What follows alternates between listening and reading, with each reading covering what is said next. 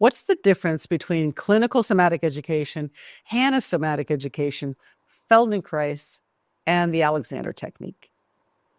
Hannah somatic education, which is also known as clinical somatic education, the Feldenkrais method, and the Alexander technique are all wonderful somatic practices, methods that focus on developing awareness of ourselves with a view to opening up and or improving our ability to move and sense ourselves with ease and freedom. Now, Hannah somatic education and clinical somatic education are the same method, with one main difference.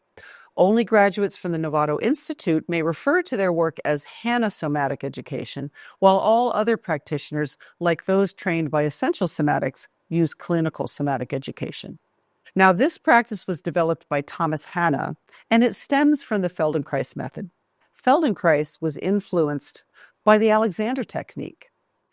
The specific differences between clinical somatics and other somatic movement practices are that clinical somatics explains how we respond to stress within 3 universal and predictable stress reflexes, how that chronic pain and tension develops, resulting in sensory motor amnesia, and most importantly, we use a technique that's highly effective in releasing muscle tension and restoring control, movement, and sensation. And that's pandiculation. I call it nature's reset. It's these 3 elements that define clinical somatics.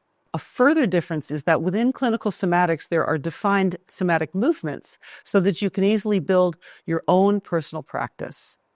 Now, both the Alexander technique and the Feldenkrais method are a form of somatic education that addresses muscle tension in general and self-awareness, and yet they lack the specificity and understanding of reflexes found in clinical somatics and are somewhat nebulous in their application of how someone can create change independently for themselves without the help of a practitioner.